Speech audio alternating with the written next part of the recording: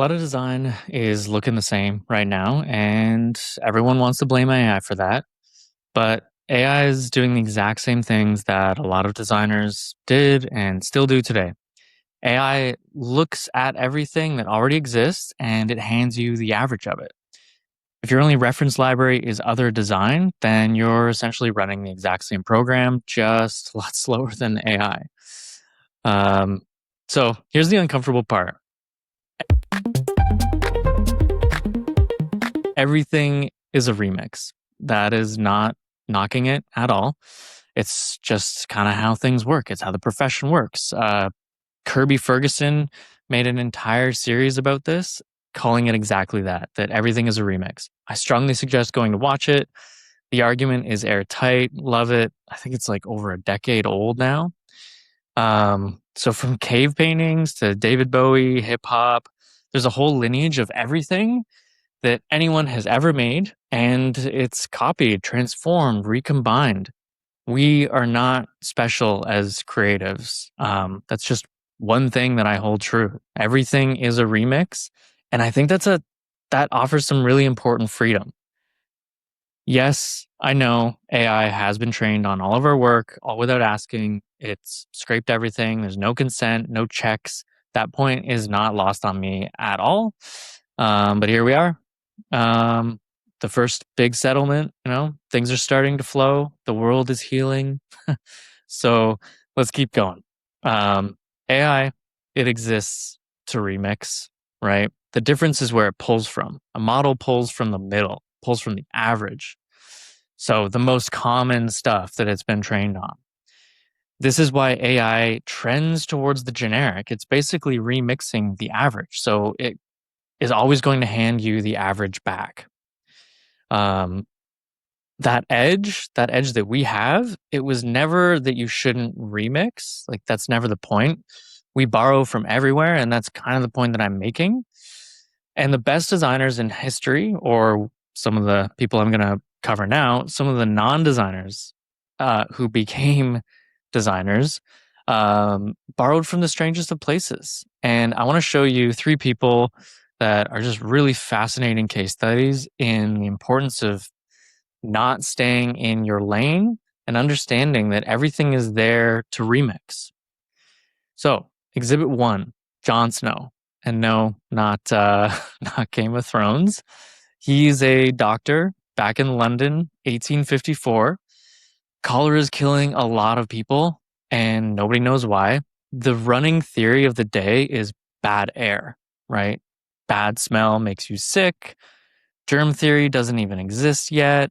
So this physician, Jon Snow, he thinks that it's something else. He thinks that it's actually in the water, but he can't really prove it because it's invisible. I mean, it's germs, bacteria, they're all small. People thought they were in the air. He thinks it's in the water. So he gets this brilliant idea that he borrows from cartography. He gets a map and he marks every single cholera death as a little bar on the street. So, like, where it happened. And that's what I've got pulled up right here. So let's zoom in. This is a famous map called the Broadway Street Pump Map. There you go. You've got Broadway Street, and then you got the pump. So the water pump, everyone's drinking from it. And then we see all of these fatalities just stacking up. And then you can zoom further and further out, and you actually see they're clustered around the pump.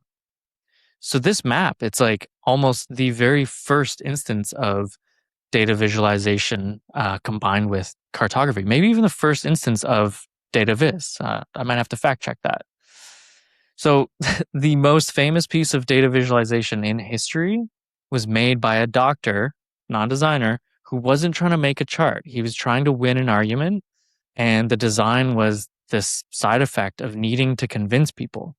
He wasn't a designer. He was just a doctor with an argument that he couldn't win until he did this. The story goes that he, removed the handle of the pump and people stopped dying. But, you read a little bit deeper and people's, like, the deaths were already on a decline because people started leaving the neighborhood because of all the dying. So that's, take whatever you want from this story, but ultimately it's still a very compelling case study in data viz and making those creative leaps, borrowing from another discipline. So hold on to that one. I got another two. There's the next one, second one, Exhibit 2, Harry Beck. So he's an engineer, same city, London, about 80 years later from the cholera issue. And we've got the London Underground. It's got a map, and it is a complete mess. It is geographically accurate to a fault, right? Sounds like a great idea. Back in the day, smart. You draw maps to geography. So you are going to draw a subway map to geography. But what you net from that is this madness. You get a map, a subway map with a river, and all of these street names are just all over the place. There's no structure, there's nothing. I mean, this is not a useful subway map. We would never give this a pass these days, right? So Harry Beck, interestingly enough, he did work for the underground. He worked for the underground doing circuit diagrams and electrical wiring. He got laid off, and I don't know exactly the story of how he came to be the one designing this map, but long story short, he redesigned the underground map, and he blessed us with this beautiful artifact of design, a subway map that basically worked so well that every transit map on the planet now looks at this model. And his creative leap was removing the geography. So a little bit counter to Jon Snow, where he included geography in the visualization. Harry said, no, we don't need geography for a subway map. People are underground. What usefulness is it to show a river and to show all of these other things? So we got this creative exploration by making that leap from circuit diagrams and wiring to graphic design. And now we have this beautiful subway map. Now, I will be totally honest, like literally every YouTube video and design influencer online is going to tell you that this map was inspired by circuits. I found some stories that say that maybe it wasn't, maybe it was, but the fact still remains. He did circuit diagrams and wiring. So even though he may say this map is not a direct translation of that work, I still think that it probably influenced it in some way. So you can choose which story you want. They have retconned the story historically to say one-to-one circuits map, but make it whatever you want. So that is the second guy, and he got rid of geography. So the third person, Exhibit 3, they are a designer, well-known designer, still living today, actually. And so he left the problem solving behind. He wasn't actually trying to solve any problem at all. Karel Martens, he is a Dutch graphic designer, lifelong graphic designer, and some of you might actually recognize this work. His leap was looking around at the different materials. He was a classic designer. He's been practicing for so long, obviously, that he was doing letterpress. He was doing printmaking. He was using all of these old tools, like physical ink on a surface that you would pull prints from. And he looked around the print studio and he looked at all of these objects, like literal old junk, machine parts, washers, bits of metal, anything he could find. And he started pulling prints from that. Like, look at this. This is 1969, but this is almost indistinguishable from some of the more modern takes of design these days. So very much like non-derivative, genuinely unique graphical explorations by this guy. And all it took was for him to look beyond his existing tools and his practice and say, well, what are the materials are out there? How can I print with this? How can I print with that? He recombined all of these ready-mades. And if you know me, I love ready-mades. Big Duchamp fan, and I love his urinal fountain sculpture. It's just brilliant. And I think that this day and age, we need to leverage more ready-mades, conceptual ready-mades, tangible ready-mades, all of this stuff, because everything is a remix. Whether AI is remixing it or a person is, everything is still a remix. Like I said, go watch Kirby Ferguson. He will really reinforce this idea. So that's Karel Martens, and he was the third and final person. So let me talk about these three people in a way that I'm going to try to wrap this up. So we got three people, three different ways to borrow. Snow made a leap. He took a method from a completely different field and applied it.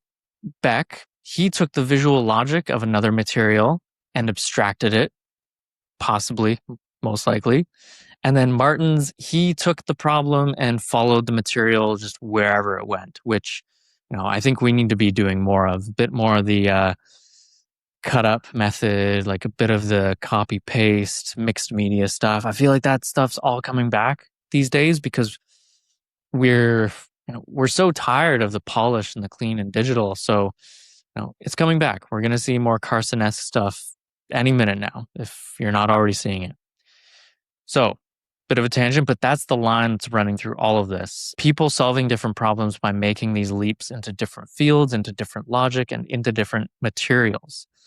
And the whole way along it, not one of these people found these ideas by looking at other design. They didn't draw these tight boundaries around what design was for them. If you do that, then again, it's a race to the average. You might as well just be using AI. If you're living your day on Dribble and Mobbin, Dribble, RIP, sorry, Mobbin's great, but it collapses the possibilities. Design systems collapse the possibilities. So they are great at getting things off the ground initially, but they're not great for exploration. So we need to start looking beyond the boundaries if we're going to start pushing these limits. So where do we go from here? Basically, you are never going to out average the average machine, i.e. AI. The only way out is to borrow from further and further away. AI can't go stand somewhere strange and come back with something new. The machine can only remix everything that it already has. So the part that's still ours is this exploration and the tangibility of that exploration and the ability to make these creative leaps and judgments into completely uncharted domains. So even with AI, to expedite some of this process and to help us explore deeper and broader than we ever have before, I'm really excited about where design is right now. I'm excited about where it's going, and I'm not the only one. I think a lot of people have been reignited by everything that AI has prompted. So yeah, if connecting design to everything that isn't design is your thing, that's the whole show here, or at least part of it when Marcello's not here. If you're wondering, Marcello's not here because he's at a cottage with legacy internet. But yeah, like, subscribe, comment, and yeah, bye.